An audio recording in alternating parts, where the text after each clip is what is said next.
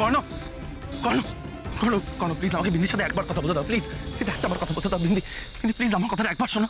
Bindi bindi please please আমার কথাটা একবার শোনো। বিন্দি আজ তুমি প্রথমবার আমার কথা শুনতে চেয়েছো। প্লিজ বিন্দি, আমি কেন সেই রাতে তোমাকে আমার থেকে দূরে চলে যেতে বলতে বাধ্য হয়েছিলাম সেটা বলার সুযোগ পেয়েছি আমি এতদিনে। প্লিজ বিন্দি, প্লিজ বিন্দি আজ আমাকে বলতে দাও প্লিজ।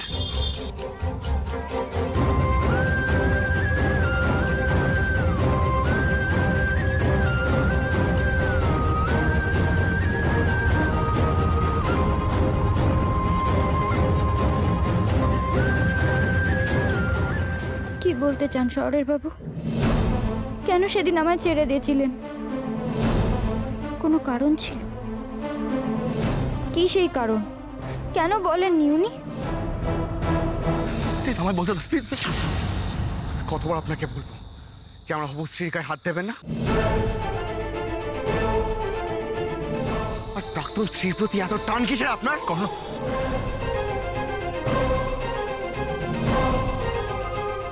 কর্ণ কর্ণ কিন্তু প্লিজ আমার কথাটা একবার, কর্ণ আমার কথাটা একবার বোঝার চেষ্টা করো। তোমাকে আমি পরে বোঝাবো সবকিছু। কর্ণ প্লিজ, কর্ণ কেন কেন বুঝতে চাইছো না? বিন্দি বিন্দি প্লিজ আমার কথাটা শোনো। বিন্দি প্লিজ যেও না, প্লিজ বিন্দি, প্লিজ বিন্দি আমার কথাগুলো বলার একবার সুযোগ দাও।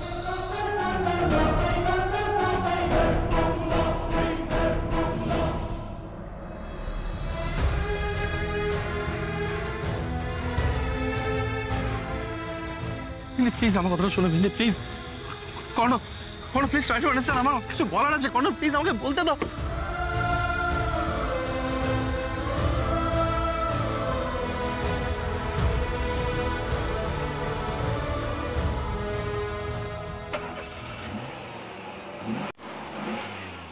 সিটমেন্ট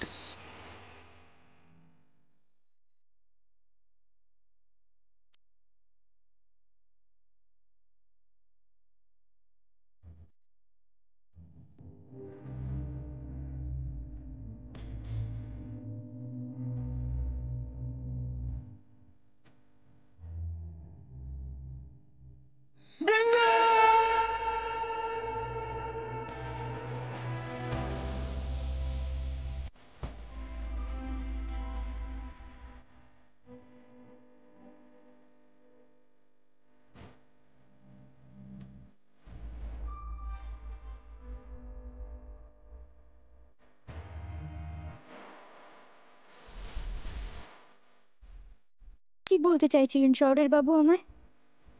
কেন উনি এতদিন কথাটা বলতে চাওয়া সত্ত্বেও আমি কিছু শুনতে চাইনি মা সিদ্ধেশ্বরী? কেন উনি বললেন যে উনি আমায় নিজের জীবন থেকে সরিয়ে দিতে বাধ্য হয়েছিলেন? কিন্তু আজও যে সে কথা জানা হলো না। বড় দেরি হয়ে যাচ্ছে। আজ কর্ণর জন্য তোমাকে সব বলবো ভেবেও বলার সুযোগ পেলাম না। বিন্দি আমার পৃথিবীতে এই মুহূর্তে কর্ণ আর সৃষ্টি ছাড়া আর কারো জায়গা নেই। ভরিয়ে দিয়েছে ওরা আমায়।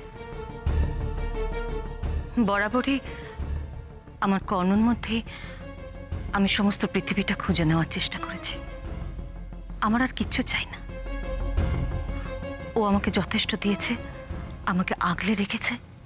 এমনকি শীতাংশু, তোমার কাছ থেকে যা আমার না পাওয়া, ওর মুখের দিকে তাকালে আমি সব ভুলে যাই। শুধু শুধু আর এখন স্বীকৃতির লোভ করব কেন? তাহলে তুমি কেন এসেছো? কর্ণ তোমার উপর খুব রাগ শীতাংশু। ও আজ বড় হয়েছে, নাম হয়েছে ওর কত, অথচ ছেলেবেলার স্মৃতিগুলো ও একদম ভুলতে পারেনি। ছোটবেলায় ওর বন্ধুরা ওকে ওর বাবা নেই বলে রাগাতো। বন্ধুরা বাবার সাথে স্কুলে যেত, ও যেতে পারতো না। এই সব ও মনে রেখেছে, কিচ্ছু ভোলেনি। আর সেই রাগ থেকেই ও তোমার ব্যবসার ক্ষতি করে নিজের মনের কষ্ট মিটিয়েছে। বিশ্বাস করো, আমি এসব আগে কিছু জানতাম না। আমি যখন জানতে পারলাম তখন আমি শুধু থামানোর চেষ্টা করেছি মাত্র।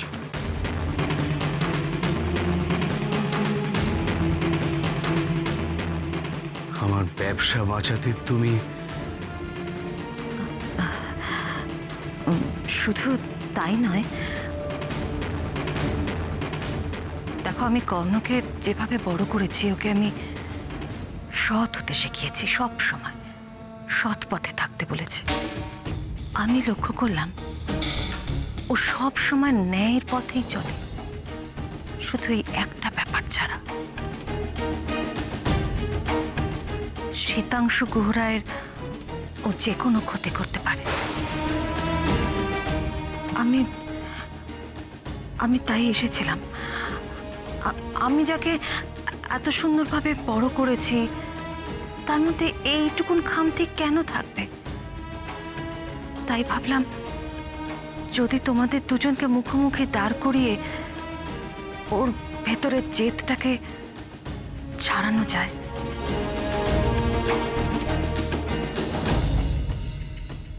তুমি আমার কথা এখনো ভাবো রঞ্জনা? আমি জানি তুমি আমার জন্য এই কাজ করেছো,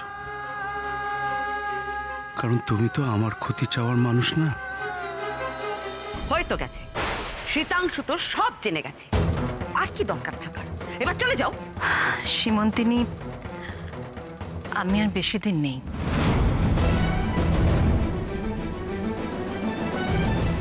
ডাক্তার আমায় জবাব দিয়ে দিয়েছে। যেদিন এ বাড়িতে প্রথম এসেছিলাম সেদিনই চলে যেতাম, কিন্তু আমার ছেলের জেদ, যেহেতু ডাক্তার বলেছে আমার নড়াচড়া করা বারণ, তাই আমাকে বাধ্য করলো এখানে থাকতে। পাগল ছেলে আমার কিছুতেই মেনে নিতে পারে না যে ওর মা মরে যাবে। রঞ্জনা,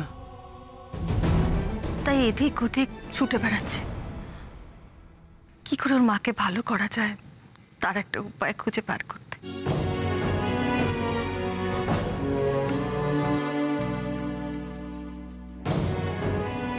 সত্যি আমি না থাকলে আমার ছেলেটা বড় একা হয়ে যাবে, ওর মাথার উপর আর কেউই থাকবে না।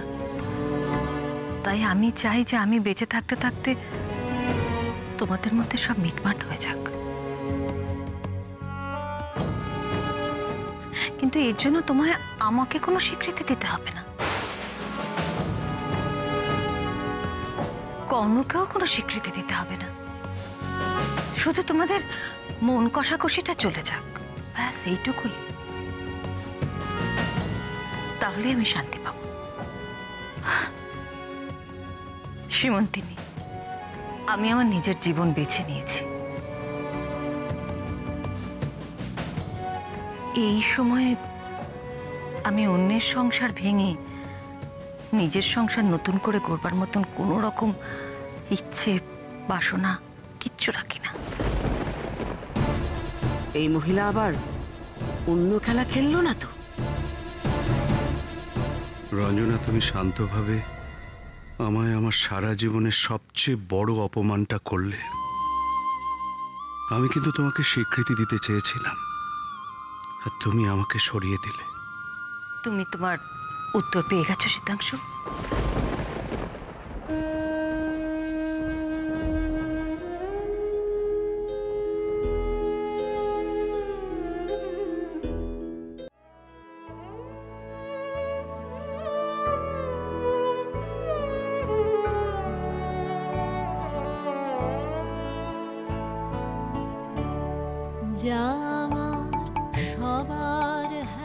তোমার প্রতি যে অন্যায়, যে অবিচার হয়েছে, তার দায় দায়িত্ব আমার।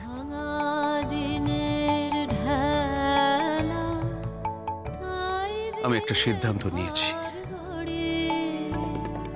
আমি সীমন্তিনীকে ডিভোর্স দেব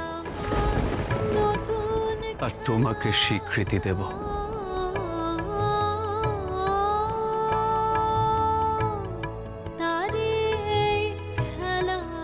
রঞ্জনা, আমি জানতাম না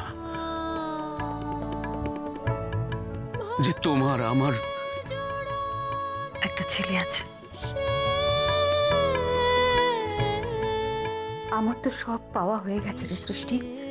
প্রমাণ হয়ে গিয়েছে যে আমি মিথ্যে বলিনি। কর্ণ শীতাংশুর সন্তান। কর্ণ ফিরে এলে ওকে সব জানিয়ে মিটিয়ে দিতে হবে ওর মন থেকে ওর বাবার প্রতি ঘৃণা।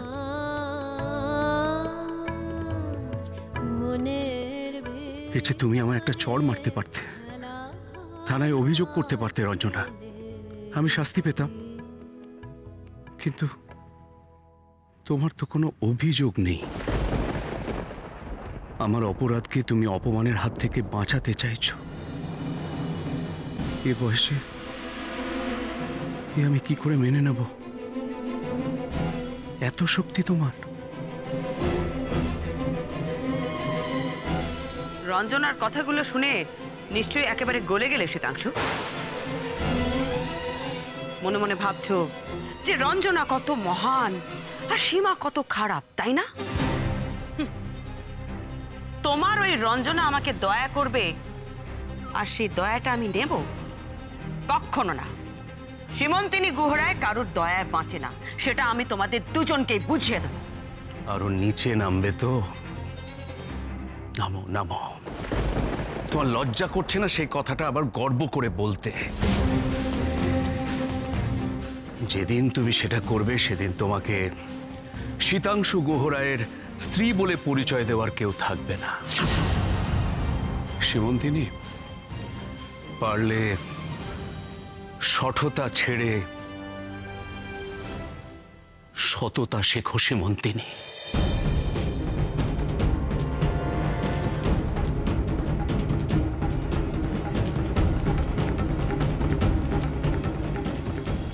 ওই বিন্দির জন্য আজ আমার এত খারাপ অবস্থা। ওকে তো ছাড়া যাবে না। স্যার স্যার প্লিজ আমার কথাটা একবার শুনুন স্যার। মা, আমি আর কর্ণ, আজ তোর সাথে আমার অনেক কথা আছে ওই শীতাংশুকে নিয়ে।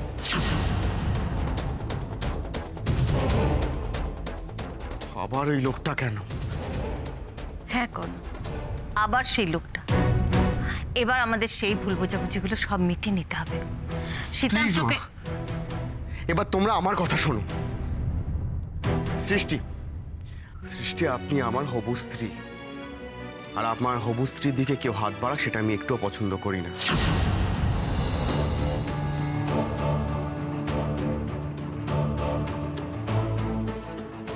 সেটা আপনার প্রাক্তন স্বামীই হোক না কেন।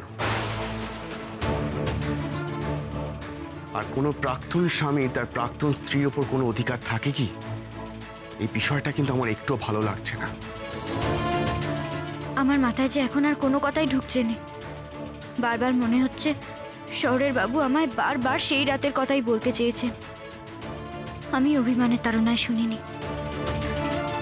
টিয়া মেম সাহেব রেনে কি বলতে চান শহরের বাবু? আর আপনি যদি না পারেন তাহলে আমি আবার বুঝিয়ে দেবো যে ওনার লিমিটেশনটা কত দূর।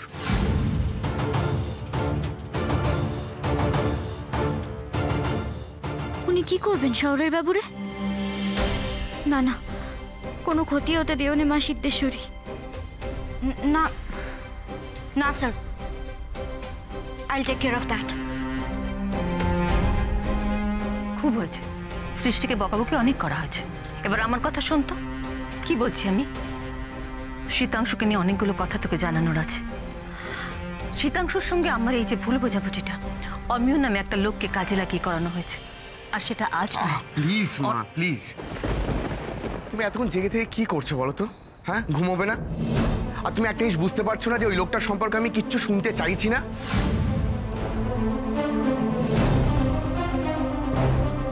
কোন থেকে শীতাংশু গোহরায় করে যাচ্ছ।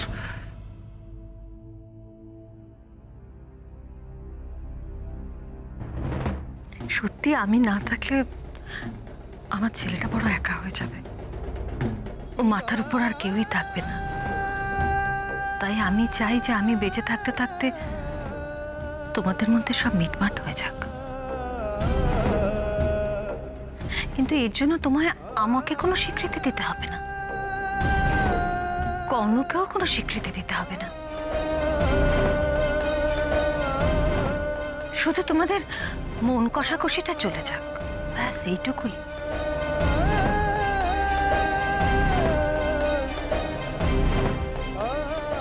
এবারেও বিন্দিকে আমি সত্যিটা বলে উঠতে পারলাম না, কিন্তু ও যদি জানতেই না পারে যে সেই রাতে কি এমন ঘটেছিল যে ওকে আমি এত দূরে ঠেলে দিতে বাধ্য হয়েছিলাম, তাহলে ওর ভুলটা ভাঙবে কি করে? ও তো সারা জীবন আমায় ভুলই বুঝে যাবে। আর ভুল বুঝেছে বলেই তো আমার সাথে একদিন ও যোগাযোগ করেনি।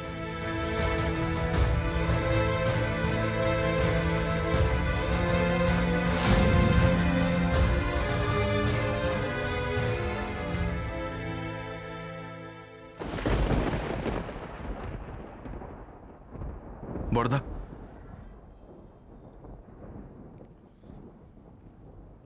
বড়দা। ও জিৎ, তুই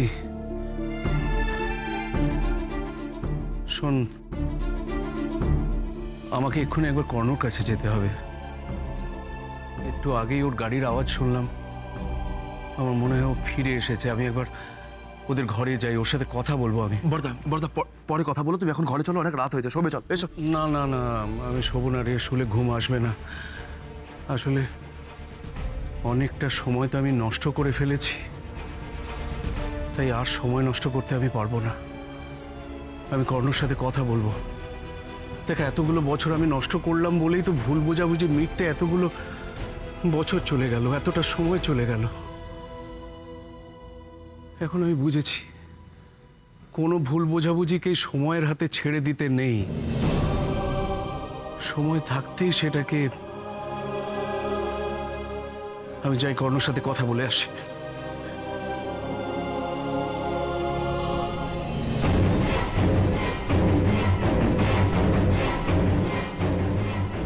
অনেকটা সময় তো আমি নষ্ট করে ফেলেছি, তাই আর সময় নষ্ট করতে আমি পারবো না।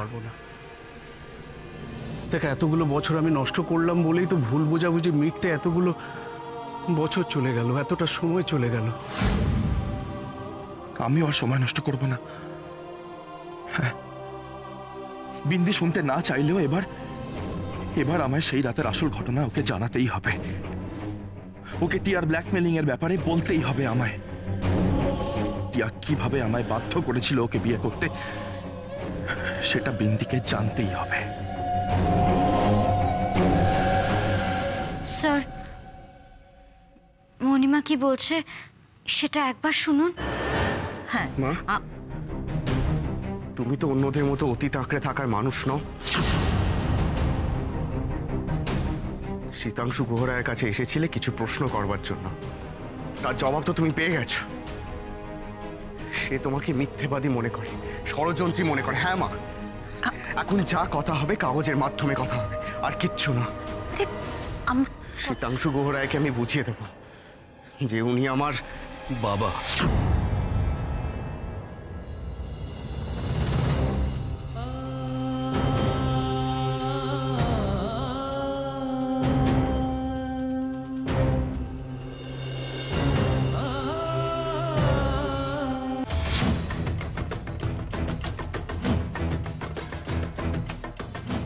হ্যাঁ কর্ণ,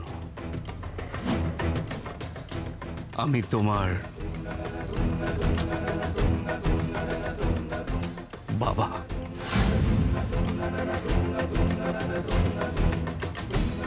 তাই নাকি? এত বছর পর এই রিয়েলাইজেশনের কারণ? কর্ণ, কর্ণ,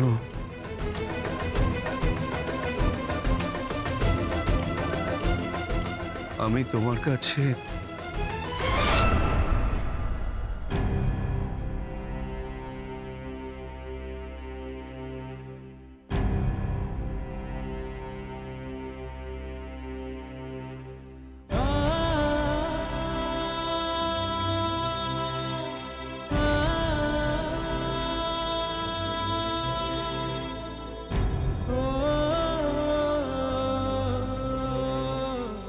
ভিক্ষে চাইছেন তো?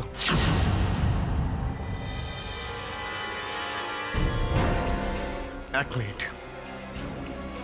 কি হলো স্যার? আপনি আলমারি কেন? স্যার কিছু খুঁজছেন আপনি? স্যার কিছু কি হচ্ছে কর্ণ? কর্ণ, আমায় বল কি হয়েছে?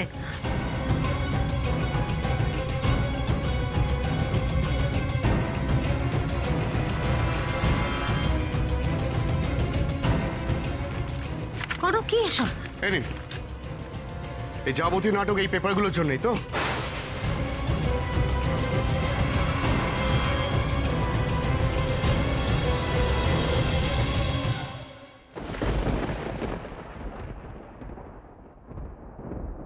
আপনার কোম্পানি 60% শেয়ারের পেপারসগুলো, এইগুলোর জন্যই তো আজকে আপনার গলার আওয়াজটা নরম হয়ে গেছে, তাই তো মিস্টার শীতাংশু গুহ রায়?